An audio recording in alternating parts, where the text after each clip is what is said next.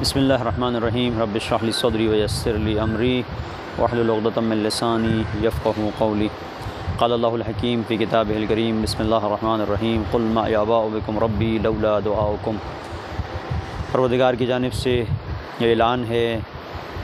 کہ پیغمبر اگر تمہاری دعا نہ ہوتی تو ہم تمہاری پرواہ نہ کرتے۔ پروردگار اگر ہماری پرواہ کر رہا ہے، ہمارے بارے میں فکر مند ہے تو ہماری دعاؤں کی وجہ سے۔ دعا افتتاح وہ دعا ہے کہ جس میں ہم اپنے رب سے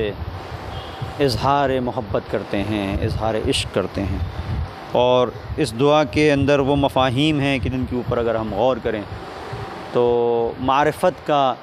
ایک خزانہ ہم پر کھلتا ہے، اس لیے کہ یہ وہ دعا ہے کہ جس کے اندر آداب دعا کی رعایت کی گئی ہے۔ جس طریقے سے ہم نے آغاز دعا کیا تو کیا کہا، اللہم انی افتتح الثناء بحمدک، پروردگار میں تیری ثنا، تیری حمد کا آغاز تیری ثنا سے کر رہا ہوں۔ اللہم انی افتتح الثناء بحمدک، پروردگار میں تیری ثنا کا آغاز تیری حمد سے کر رہا ہوں، تیری حمد سے کر رہا ہوں۔ کیوں حمد سے کر رہا ہوں؟ اس لیے کہ اس دعا کے اندر پھر کچھ سوالات ہیں، کچھ مطالبات ہیں، اور یہ ادب دعا ہے۔ امام جعفر صادق علیہ السلام کی حدیث ہے، ان فی کتاب امیر المؤمنین علی ابن ابی طالب علیہ السلام ان المدحۃ قبل المسئلہ، کہ مدحت اور ستائش، ثنا، مدح و ثنا یہ سوال سے پہلے ہے۔ آپ فرماتے ہیں امیر المؤمنین علی ابن ابی طالب علیہ السلام کی کتاب میں یہ لکھا ہوا ہے، کتاب امیر المؤمنین میں لکھا ہوا ہے کہ جب بھی اللہ کی بارگاہ میں تم سوال کرو تو سب سے پہلے اللہ کی بارگاہ میں اس کی مدحت کرو، اس کی ثنا کرو، اور انسان کو اس بات کا احساس ہونا چاہیے۔ کیوں ثنا کرو؟ اس لیے کہ اس بات کا احساس ہونا چاہیے کہ جتنی تم ثنا کرو گے اتنا ہی اس کی بے نیازی کا اعلان کرو گے، اور اپنی نیاز مندی کا اقرار کرو گے، اپنی ضرورت کا اقرار کرو گے۔ یا ایھا الناس انتم الفقراء واللہ یا ایھا الناس انتم الفقراء یا ایھا الناس انتم الفقراء الی اللہ، اے لوگو تم سب کے سب اللہ کے حضور فقیر ہو، نیاز مند ہو، ضرورت مند ہو۔ واللہ هو الغنی، واللہ هو الغنی الحمید۔ آپ دیکھیں کہ اس کے اندر قرآن کریم بیان کر رہا ہے کہ تم سب کے سب اللہ کی بارگاہ میں نیاز مند ہو۔ یا ایھا الناس انتم الفقراء الی اللہ، تم سب کے سب اللہ کی جانب نیاز مند ہو، تم سب کو خدا کی ضرورت ہے، اس کی نظر عنایت کی ضرورت ہے۔ واللہ الغنی، صرف پروردگار ہے کہ جو بے نیاز ہے۔ اور اس کے علاوہ دوسرے انداز سے واللہ الغنی وانتم الفقراء، یہ سورہ محمد میں مثلا 38ویں آیت ظاہراً سورہ محمد کی ہے، وہ سورہ فاطر کی 15ویں آیت تھی کہ جہاں پر اشارہ ہو رہا تھا یا ایھا الناس انتم الفقراء الی اللہ واللہ هو الغنی الحمید۔ یہ سورہ محمد کی آیت ہے واللہ الغنی وانتم الفقراء، یہاں پر غنا کو، پروردگار کی بے نیازی کو پہلے رکھا ہے اور ہمارے فقر کو بعد میں قرار دیا ہے۔ تو دعا کا انداز یہ ہے کہ ہم پروردگار کی بارگاہ میں سوال کر رہے ہیں، اللہم انی اسألک قلیلا من کثیر ما حاجۃ بی الیہ عظیمہ، پروردگار میں تیری بارگاہ میں جو تیرے پاس بہت زیادہ ہے اس میں سے بہت کم مانگ رہا ہوں، جبکہ تجھے جو کچھ تیرے پاس ہے اس کی کوئی ضرورت بھی نہیں ہے، تو غنی ہے اور ازلی غنی ہے، میں محتاج ہوں، اور تیرے لیے یہ سب دینا کوئی مشکل بھی نہیں ہے، وَهُوَ عَلَيْكَ سَهْلٌ يَسِيرٌ، تیرے لیے بہت آسان ہے۔ اس کے بعد ہم کہتے ہیں اللہم اِنَّ عَفْوَكَ عَنْ ذَنْبِي، پروردگار بے شک تیری عفو اور تیری بخشش میرے گناہ سے، وَتَجَاوُزُكَ عَنْ خَطِيَّتِي، اور تیرا درگزر فرمانا ہماری خطا سے، وَصَفْوَكَ عَنْ ظُلْمِي، اور ہمارے ظلم سے تیری چشم پوشی کرنا، وَسِتْرَكَ عَلَىٰ قَبِیحِ عَمَلِي، اور جو میرے برے اعمال ہیں ان کی پردہ پوشی کرنا، وَحِلْمَكَ عَنْ كَثِيرِ جُرْمِي۔ تو اب یہ دیکھیں وَحِلْمَكَ عَنْ كَثِيرِ، اور تیرا حلم، وہ جو کچھ بھی میں نے جرم کیے ہیں، جو میں نے زیادتیاں کی ہیں، جو کچھ بھی میں نے کیا ہے، ان تمام چیزوں کو اس طرح سے اس دعا کے اندر بیان کیا جا رہا ہے، عندما کان من خطائی وعمدی، کہ جو کچھ بھی میری خطا ہے، جو کچھ بھی میں نے جان بوجھ کے کیا ہے، جو کچھ بھی میں نے کیا ہے، اطمعنی، ان ساری چیزوں نے، چونکہ تو نے بخشش کی ہے، تو نے مجھے معاف کیا ہے، تو نے میرے گناہوں کو بخشا ہے، تو ان ساری چیزوں نے مجھے طمع میں ڈال دیا ہے، میرے اندر ایک لالچ پیدا کر دیا ہے، فی ان اسألک، کہ میں تجھ سے سوال کروں، ما لا استوجبہ منک الذی رزقتنی من رحمتک، کہ جو تو نے میرے اوپر اپنی نعمتوں کو روا رکھا ہے، جو کچھ تو نے میرے اوپر کرم کیا ہے، یہ ساری چیزیں پروردگار اس بات کا سبب بن رہی ہیں کہ میں طمع کروں ان چیزوں کے بارے میں کہ جو تو نے مجھے نہیں دیا ہے، اور میں تیرے سامنے میں مطالبہ کر رہا ہوں۔ اب یہاں پر دو تین چیزیں ہیں جو قابل غور ہیں۔ ایک مرحلہ عفو کا ہے، گناہ کی بخشش کا ہے، جہاں پر ہم نے پروردگار سے عفو چاہیے، ان عفوک عن ذنبی، پروردگار میرے گناہ سے تیرا درگزر کرنا، میرے گناہ سے تیرا گزرنا، معاف کر دینا۔ تو یہاں پر عفو جو ہے وہ چشم پوشی کے معنی میں ہے، اور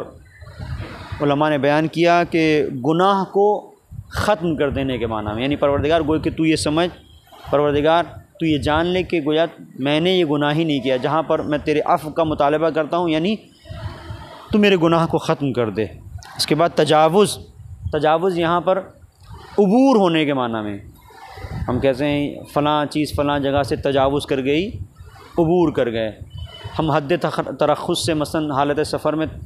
تجاوز کر گئے یعنی عبور کر گئے۔ جب بھی گناہ کے ساتھ اس تجاوز کے لفظ کو استعمال کیا جاتا ہے، اس کا مطلب یہ ہوتا ہے کہ ہم نے اس گناہ کو چھوڑ دیا اور آگے بڑھ گئے، اب یہ گناہ نہیں کریں گے۔ اسی کے ساتھ وَصَفْوَكَ عَنْ ظُلْمِي، کہ ہمارے ظلم سے تو نے روگردانی کی، اپنے چہرے کو موڑ لیا، یعنی ہمارے ظلم کی طرف تو نے توجہ نہیں کی، ہم نے اپنے اوپر ظلم کیا لیکن تو نے صفح سے کام لیا۔ صفح کیا ہے؟ علماء نے بیان کیا، خاص طور پر راغب اصفہانی نے مفردات میں اپنی اس چیز کو بیان کیا کہ ایک جگہ پر عفو ہے، عفو یعنی گناہ کو بخش دیا جانا، صفح کیا ہے؟ یعنی گناہ سے منہ کو موڑ لینا۔ کبھی کبھی ایسا ہوتا ہے کہ انسان عفو کر دیتا ہے، معاف کر دیتا ہے،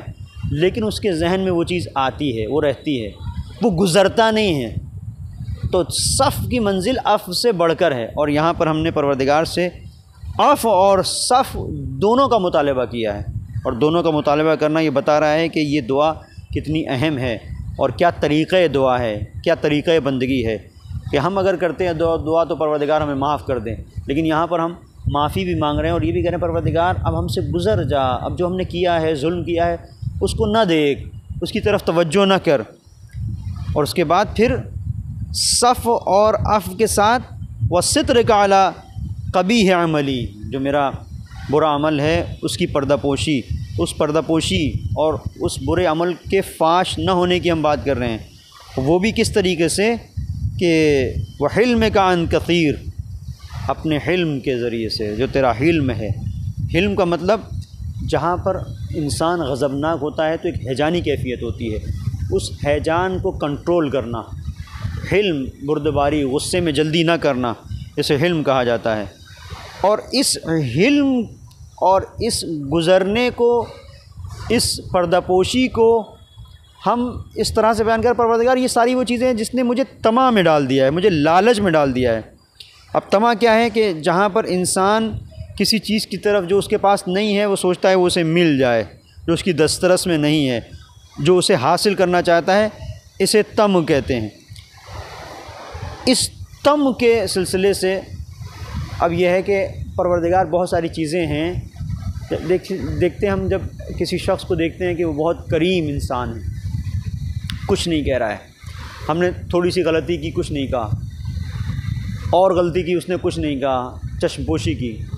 تو کبھی کبھی یہ ہوتا ہے کہ انسان طمع میں ہو جاتا ہے